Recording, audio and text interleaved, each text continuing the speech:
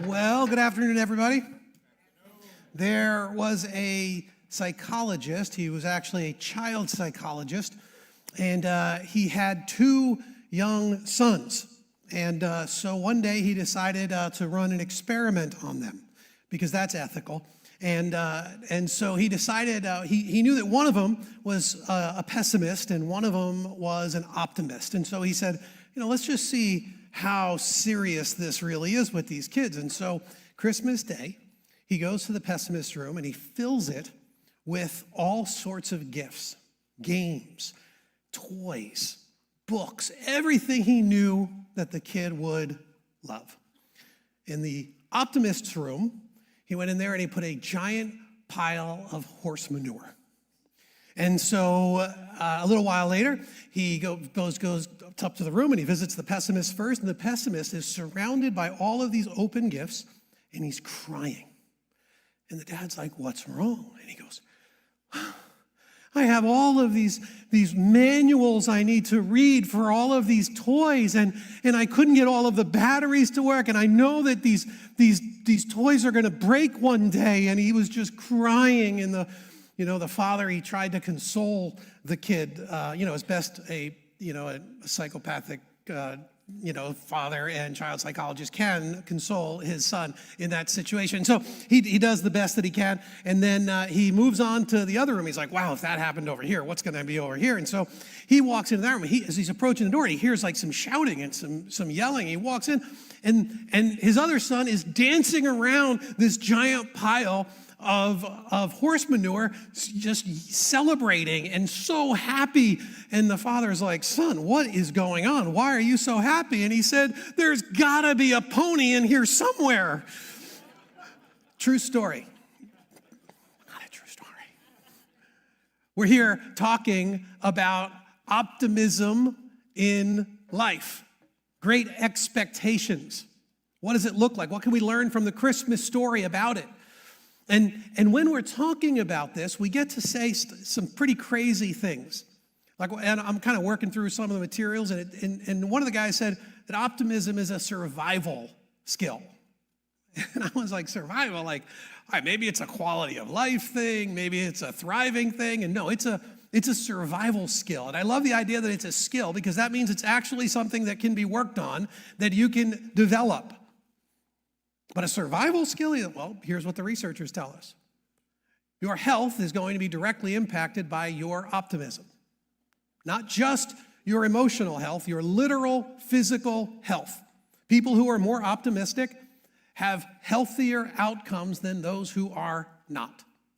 Mental, emotional, social. Optimists simply fare better. 42% higher rate of death among the most pessimistic people. Which, if you are a pessimist, I am really sorry to let you know that. It's just going to make you spiral.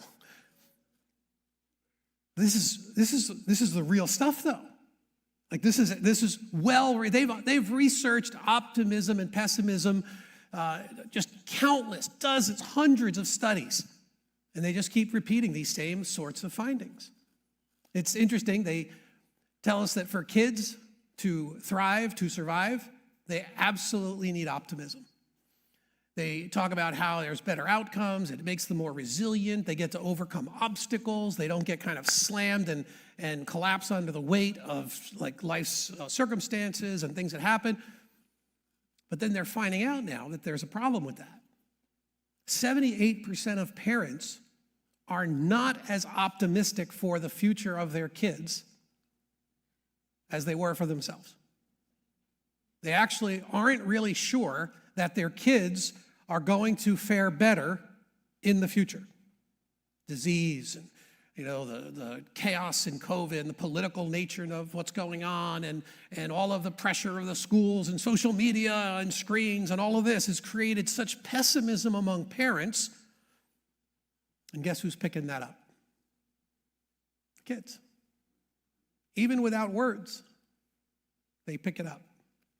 The vibe of the family becomes less and less optimistic and more pessimistic. What are you to do? Optimism is looking forward into the future and seeing something that brings some type of hope, some encouragement, some confidence is in you.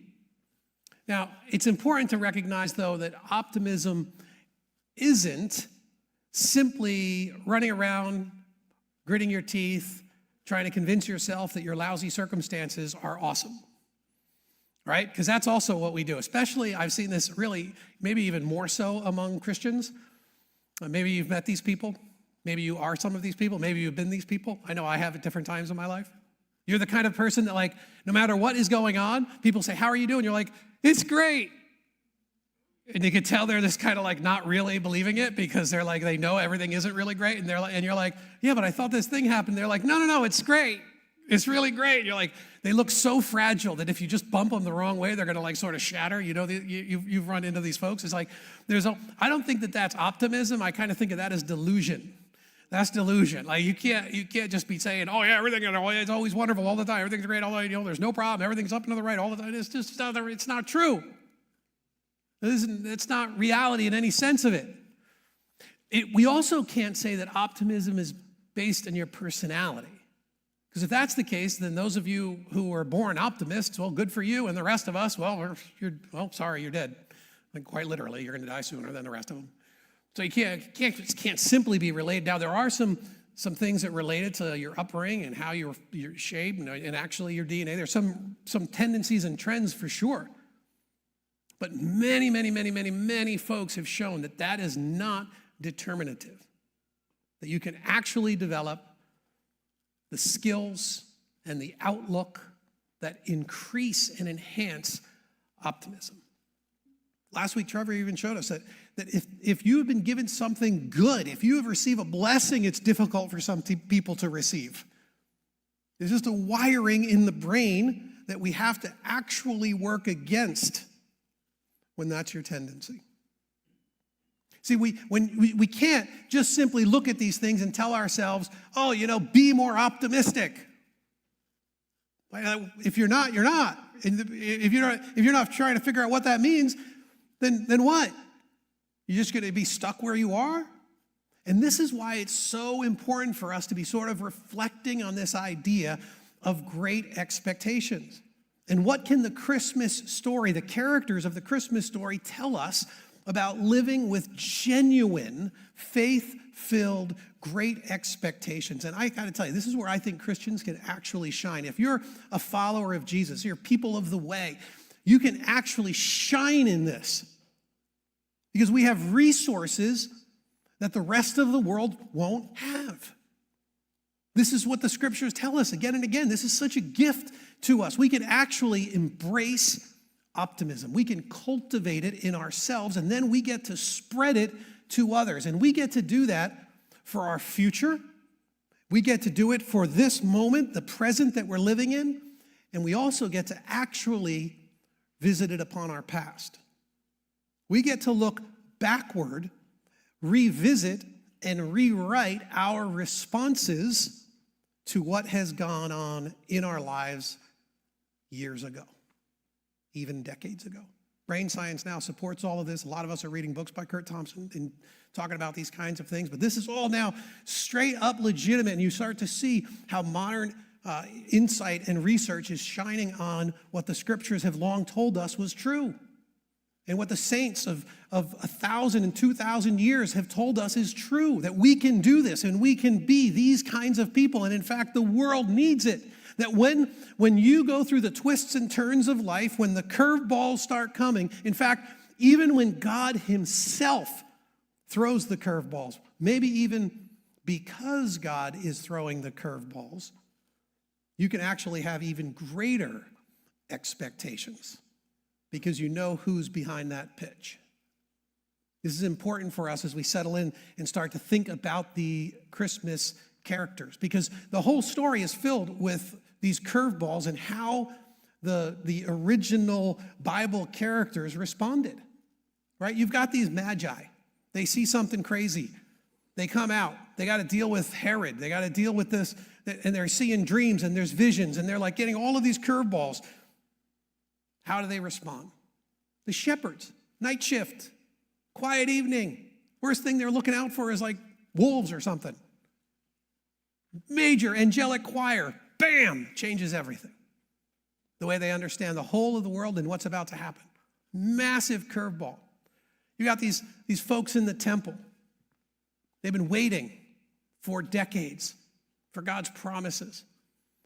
And one day, they're fulfilled. What does this even mean? What's next? Curveballs, twists, and turns in the story, orchestrated by God himself. And of course, you have the Holy Family. You have Mary, and you've got Joseph. And that's who we're going to talk about today. We're going to be talking about Joseph. Joseph of Joseph and Mary, adoptive father of Jesus, not Joseph and the Technicolor Dreamcoat Joseph. Totally different guy, different testament. We're talking about Joseph, who has, in so many ways, taught us lessons that seem a bit surprising at first. Right? This is a guy who could definitely explain to us that you can have great expectations when you have the circumstances that fit. And we all have this. This happens to each and every one of us, right? We have something, we're filled with dreams and we're filled with hopes and we have these great plans for the future. And as long as our circumstances line up, then all is good. As long as everything is up and to the right, then we can have great expectations. And this is actually sort of foundational to what I want to say, because that is true. Meaning if you're in a place in your life right now where everything really is up and to the right, where objectively things are good. You know, things are pretty stable.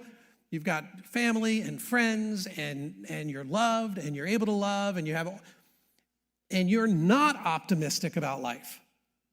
That needs some attention.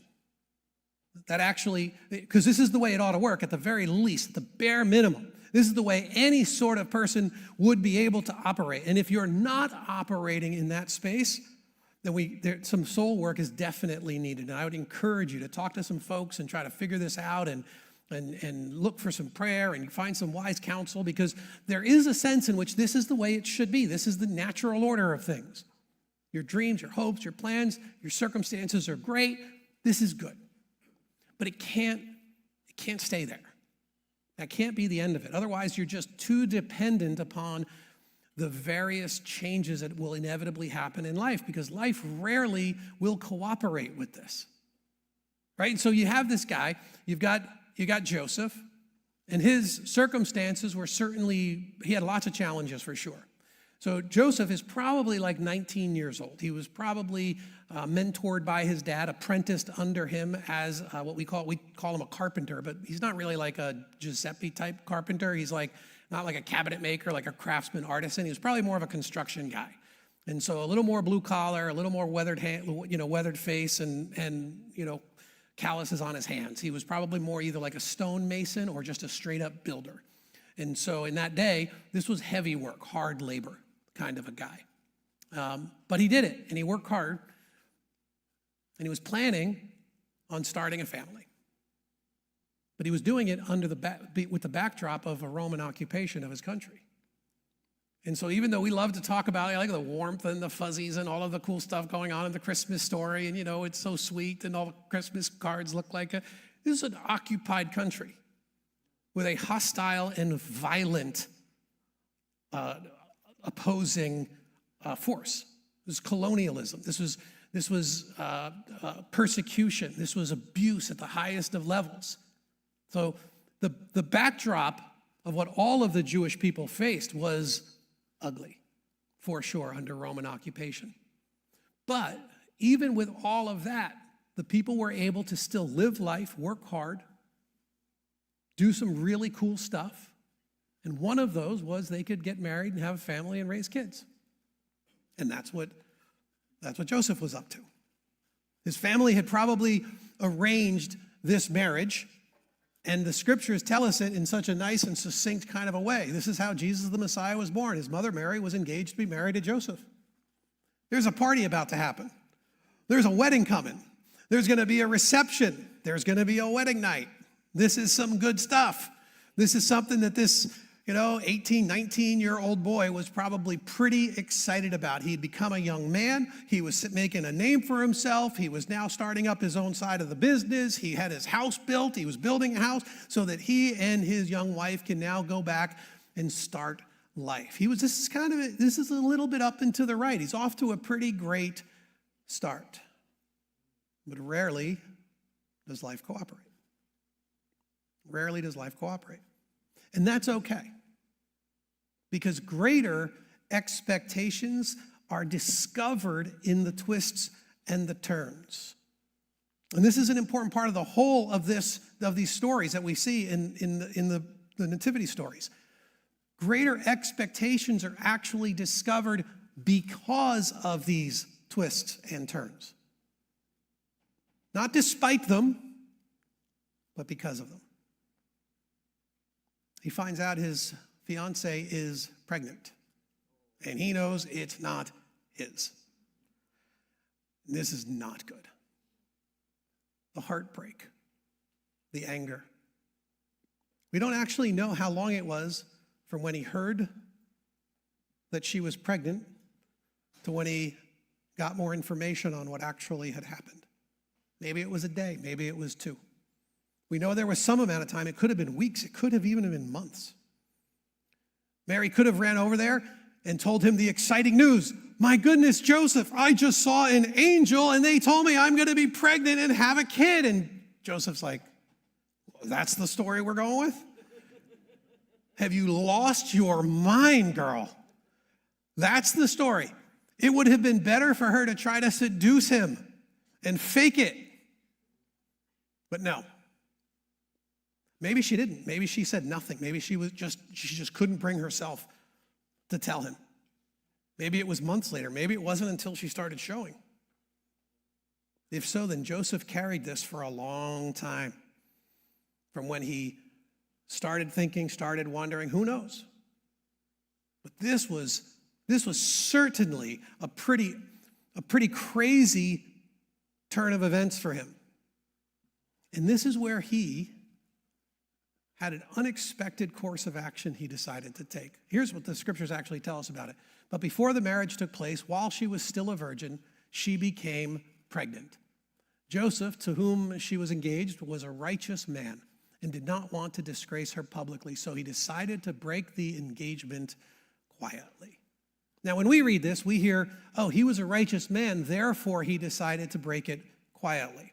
It's not exactly likely what's going on here. Because what the word here is that Joseph was a just man. He was a righteous man. That actually means that he obeyed the law of Moses, which means he was a devout, faithful Jew. This was good.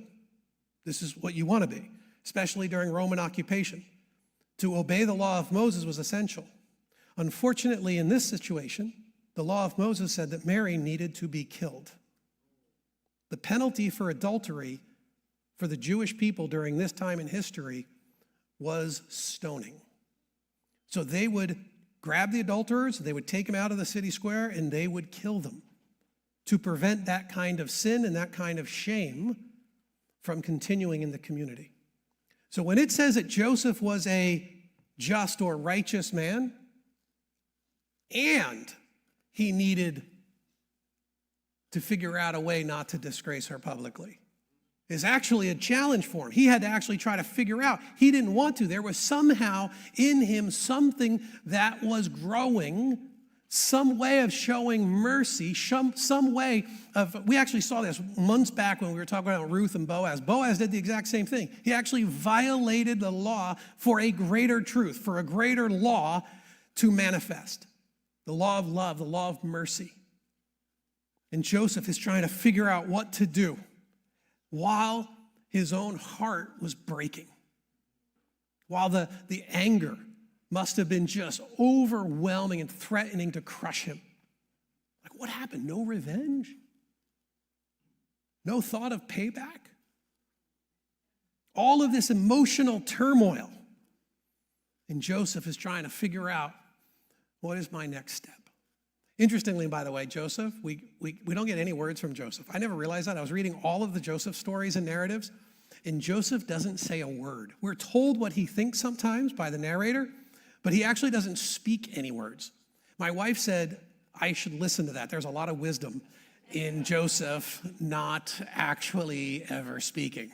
And so I'm going to try to apply some of those principles in my marriage. And so there's something about this, right? Like he's not actually talking. We're only getting an insight from the narrator into what's going on inside of Joseph. But here's the kicker. This wasn't the plot twist. This wasn't the twist or turn. Him being cheated on by his fiancée, soon-to-be wife, that's actually life. That's why there were laws about it. That sort of thing happens. That's not the plot twist. The plot twist comes as he considered this, meaning what to do next. An angel of the Lord appeared to him in a dream. Joseph, son of David, do not be afraid to take Mary as your wife, for the child within her was conceived by the Holy Spirit. What? This would have been a whole lot easier with the other story. At least then we had a course of action. I could put her away quietly. I could reduce her shame. I could just move on to that, that other girl down in the other village and hope Mary doesn't get killed. Like this?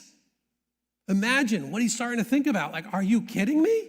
How am I going to explain this to my parents? How am I going to explain? Who is going to believe this? No one. No one is going to. There's going to be shame hanging over our family. I am going to be humiliated by every single person who hears this and knows this story. They're never going to. This is what the angel's talking about. The angel's saying to him, listen, don't be afraid. There was a time, one of his ancestors, Jacob, he wasn't supposed to go down to Egypt for many, many years. It's like, don't go to Egypt, don't go to Egypt, stay in Israel, stay in Israel, stay in Israel.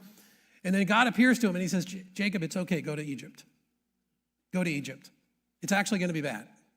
Like you're going to survive, you're going to live, your people are going to thrive, but it's going to be ugly. These are some bad days that are coming for you and your people, but you got to go to Egypt. And Jacob went to Egypt. That's what it's kind of like. It's when God says, listen, some tough things are coming down the pike, but don't be afraid. This is from me. Don't be afraid. You got to do this. You got to do this. Fear and pessimism, it makes us cling to lesser dreams. And God is saying, I got something for you. It's going to blow your mind. It's going to blow your mind. Because getting into God's story is a leap that is filled with hardship and risk and often heartache. Some years ago, Cheryl and I, we had decided that we were going to pursue some form of Christian ministry. We weren't sure exactly what it was. It ended up being pastoring. And to do that, we were going to go to graduate school. And so we took a year and saved money. We both worked temp jobs and saved money enough to cover for the next year of schooling. And so we moved to Chicago, went to seminary, and 3.5 years later, we graduated. So we're like 4 or 5 years into this whole plan. I get my first job at a church. I got hired as an associate pastor of discipleship, similar to what Trevor does. And at first it was like, this is great. This is like up and to the right? Like, this is cool. Our first child was born, and, we're living in an apartment, and it was pretty cool. We were pretty excited. Then we started finding out that there were some things seriously wrong with the church. Like, the culture of the church was toxic in many ways. In fact, the guy who hired me quickly left. And all of a sudden, we're left without a lead pastor and with a whole lot of infighting, a lot of politics. Very difficult days. One day I asked another pastor friend, I told him what was kind of going on at our church, and he said, well, Robert, this is the local church. Like, this is what you signed up for. This is who you're going to shepherd and how you're going to function for the rest of your life. And I came home, I remember telling Cheryl, I am so sorry. I think we made a terrible mistake. Like, I don't think ministry is for me. I don't think pastoring is for me. I think we got to really seriously consider being done here. We continued for a little while trying to figure out what in the world this meant for us. And I had this really brutal particular week or two. It was horrendous. And I called another friend of mine. He'd been in ministry 20 years.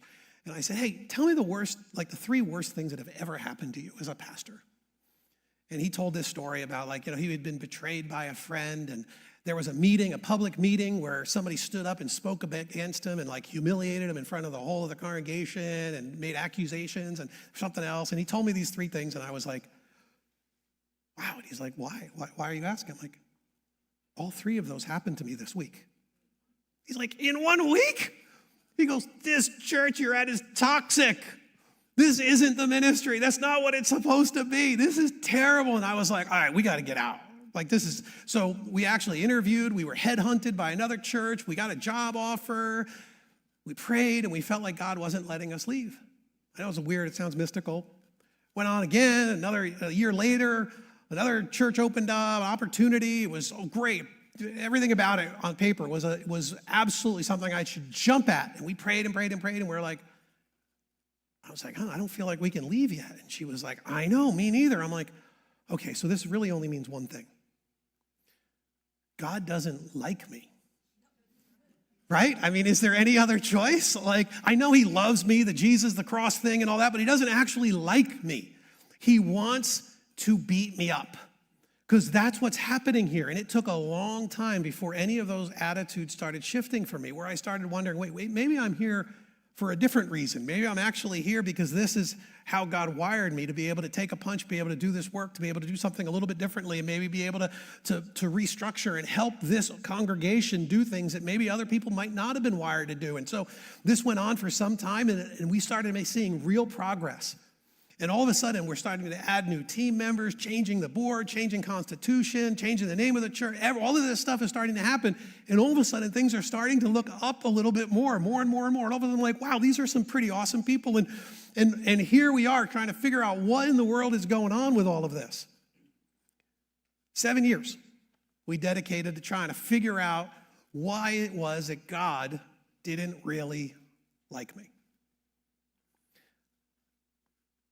In those days, what would have it been like if I could have seen these twists and turns as a way to truly and fully believe that an even greater expectation ought to be welling up inside of me? I couldn't back then. I mostly just thought, really honestly, that you didn't like me anymore. But you see, greater expectations can grow when we trust that God is good, that he's good. And this is an important thing, because throughout the whole Joseph narrative, when you go back and you read it, you're going to find some pretty cool stuff in there. Every time Joseph goes and does something in obedience to God, the writer tells us that this fulfilled some ancient prophecy. So he says, marry Mary. Take her as your wife.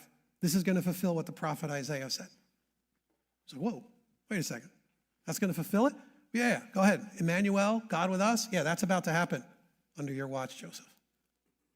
What? Unreal.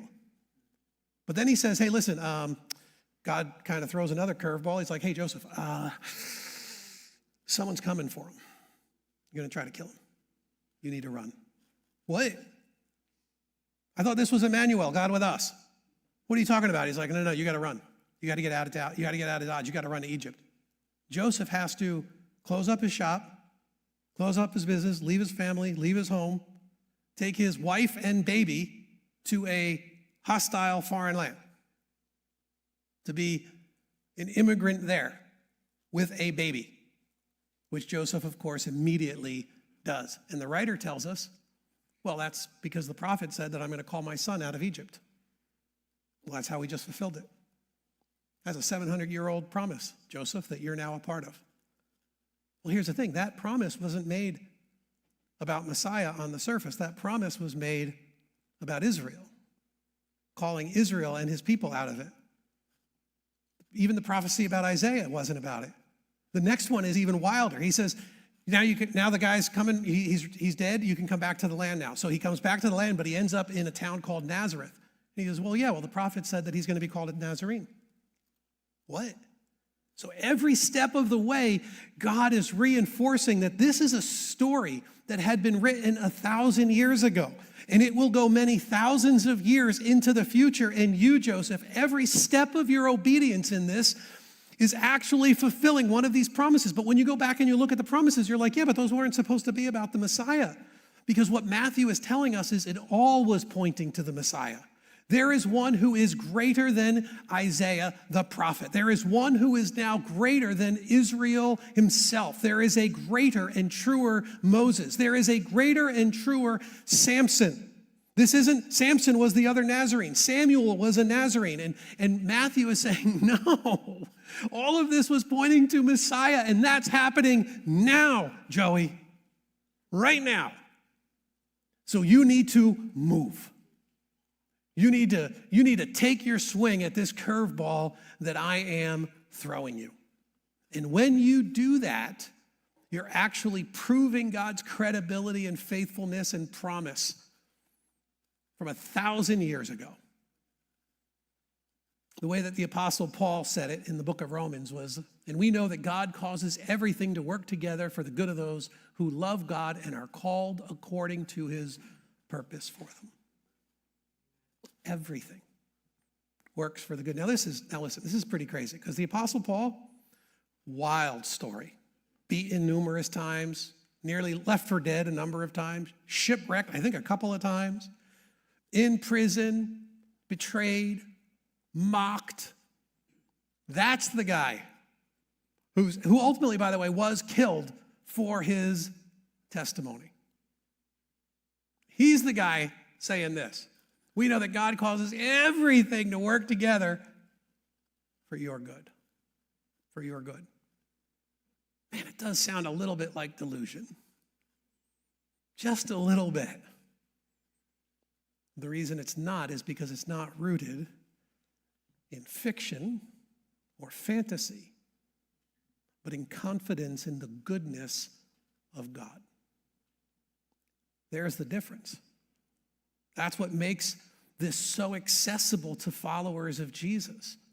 This is rooted in the promise of the goodness of the Savior and of his sacrifice for us. This is why we get to have great and even greater expectations. The story is told, I think it was Pete Rose, he was closing in on like Ty Cobb's all-time batting record. He was going to smash the record. Everybody kind of thought it was going to happen. I think he was 78 hits away or something like this.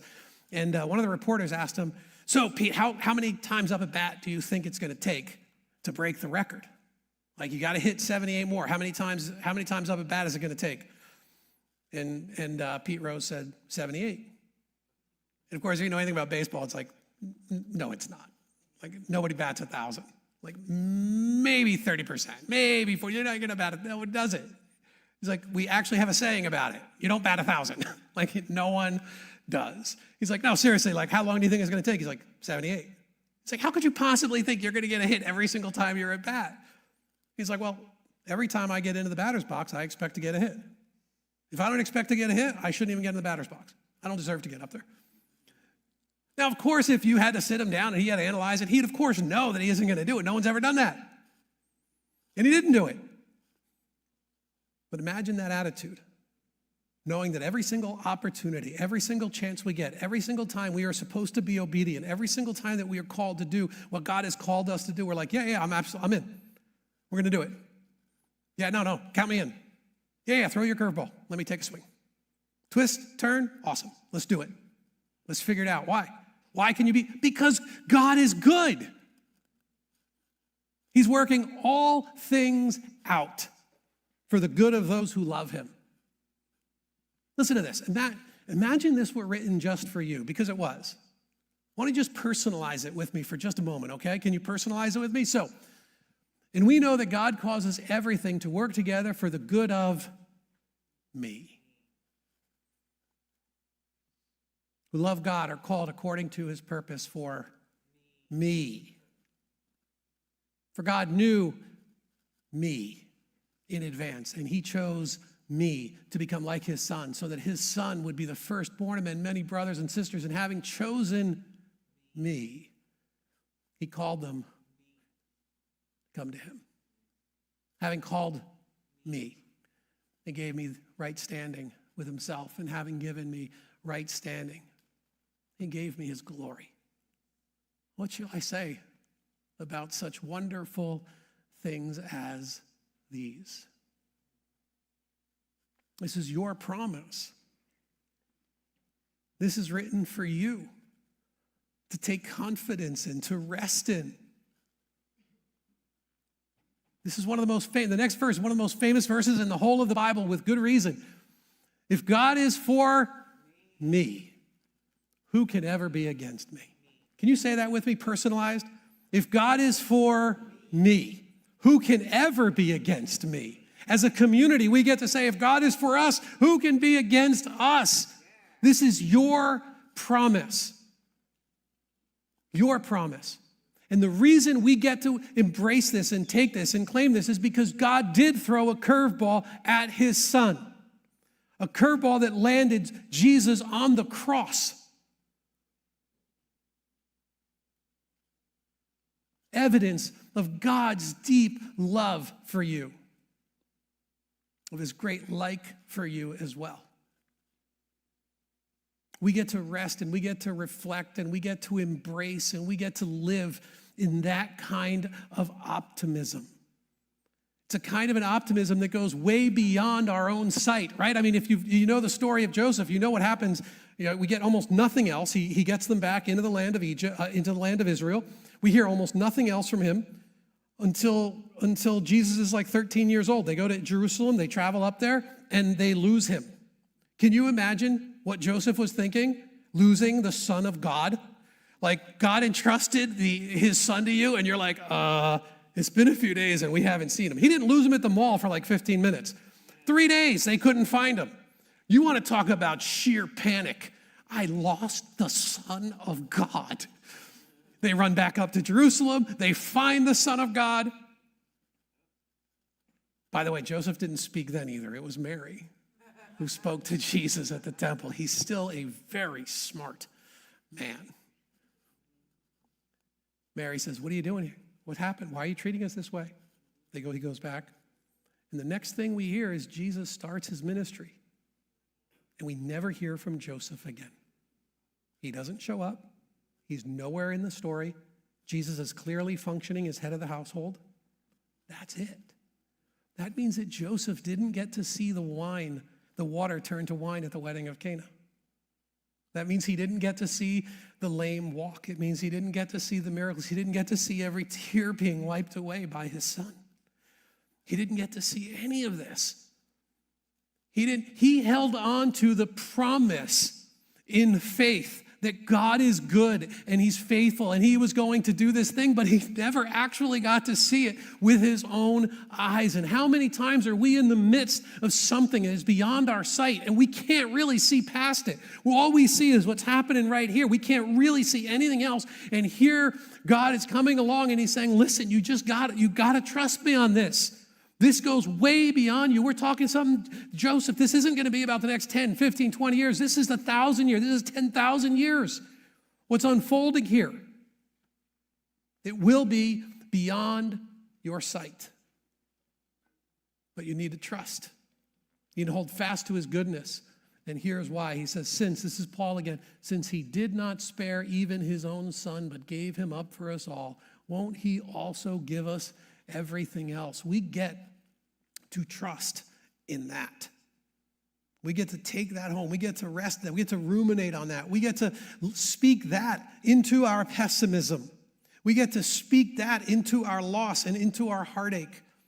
We get to continue to come back to it time and again. It is a well that will never dry for your soul. That's our gift. We get to let God's love secure great expectations in our souls. That's what we get to do. We get to live in the power of that every day. And if you want to understand it, read the story of Joseph and you'll figure out why. Because every time God said to Joseph to do something, he did it. God said, do this. The next text says, Joseph did. God said, do this. Joseph's like, okay. Well, he didn't say okay. He just did it because he said nothing. 3 times, Joseph is told to do something, and it says he immediately did it. If you want to be able to have the confidence that Joseph had, then maybe we need to live in the kind of obedience that Joseph lived in. Maybe we need to take God at his word and simply do whatever it is that we're told to do. Whenever we know to do what God is calling us to, then just do what he said. To keep yourself at the center of God's plan. Just obey. Do what he's calling you to do. You know, when Cheryl and I were coming to the end of our time at that other church, we were there 7 years, mostly 7 hard years. Maybe the last year was not as hard. It was more optimistic and kind of forward-looking. But in that last year or two, this idea, this dream had started forming in our hearts about starting a church in the middle of Nassau County. There were no churches of our type, of our style, of our type, and kind of our outlook at the time. This was, again, 20 years ago. We started looking around, being like, wait, what if God's calling us to do that? We're like, no, come on. Like, I'm just out of seminary 7 years. I had a terrible last few years. Like, this isn't really what God would be calling us to. And he just kept growing in us. And then one day, Cheryl and I went out east. We went on vacation. And I asked her, I was like, so, hon, I kind of feel like maybe something's shifting. Like, maybe we could start thinking about, like, being done here. Like, I think I might be getting, like, a spiritual release. I know it sounds weird, but anyway, it happened. A release from God. And she said, me too. The confirmation was right there. We got super excited. We're like, God is doing this. And so here's what happened is that we took everything we had learned in those 7 years and we poured it into what we were creating here, Beacon. And so if there has been any little bit of value that has been built into your life or into your family, any encouragement in your marriage, if there has been any impact in the lives of your students, if there has been any sense of community that has formed in you because of what you've participated, if you found some part of your mission and calling in life because you've been a part of the community here, that is because of those price that we had to pay in those other years. I couldn't see it then. But man, we see it now. And not only that, that church that we were working at, we kind of had to do all of this restructuring and work, and it was so hard and so painful for so long. That church is on an unbelievable footing, doing great things for the kingdom, spreading God's word, spreading his love. Every time I hear someone talk about it, and I have friends there, and they'll tell me what's going on, and every time there's a little bit of me that says, we got to be a part of that story. We got to play some role, some part. Because we were able to be there and to be able to hold fast to what God was calling us to do in obedience, we get to be a part of all of those stories. And it's so unbelievable. Now I'm wishing to myself, like, why couldn't you have known this and thought this back then? Why couldn't I have just embraced the reality that God is working all of these things for good? You know how much joy would have been experienced, how many sleepless nights I probably wouldn't have had if I had just settled in on this great truth that God was working out something good, that I could trust him in this, that he in fact desperately loves me because he didn't even spare his own son. How much more so would he do everything else? I'm going to ask the band to come out, and I'm going to just give you a couple of minutes here, a couple of moments, to do a little bit of your own soul work with God. So I'm going to ask you to stand with me here. And we're going to leave these two things up on the screen for you. And maybe you're here today and you're in the midst of your own twists and turns. And you're trying to figure out, what does this even mean for me?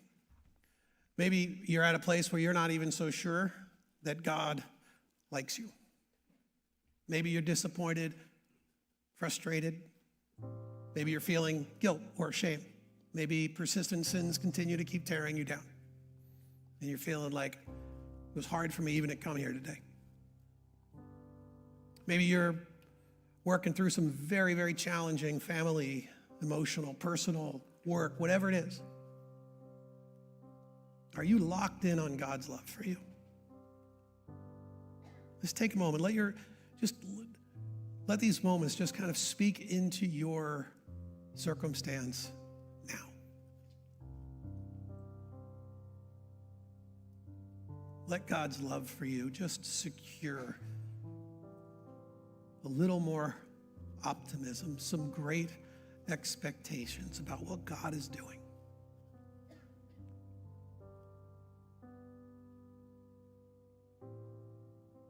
God turns our ashes into beauty.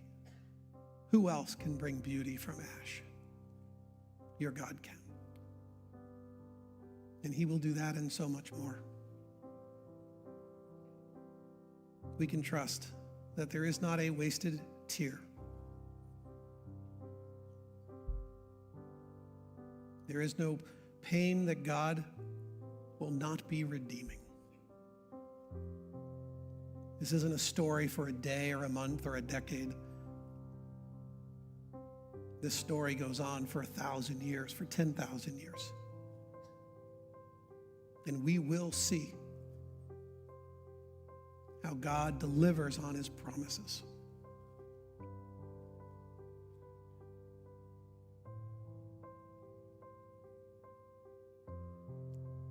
Lord, speak to each person's heart here.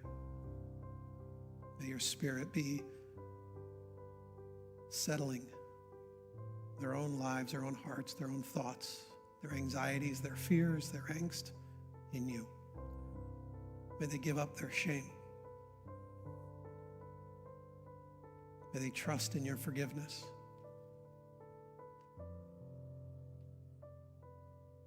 May they trust in your sovereignty.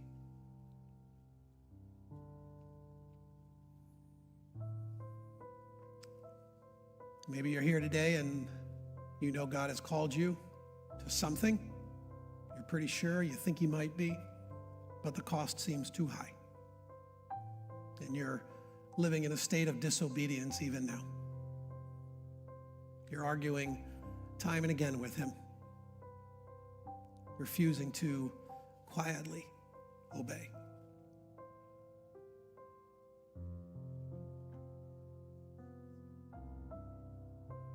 God's bringing some things even now into your heart, into your mind. There's a relationship that you're refusing to give up. You know you ought to. It's bringing you down. It's pulling you away from Jesus.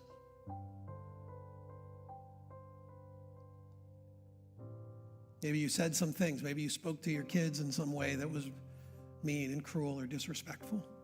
And you know you ought to apologize.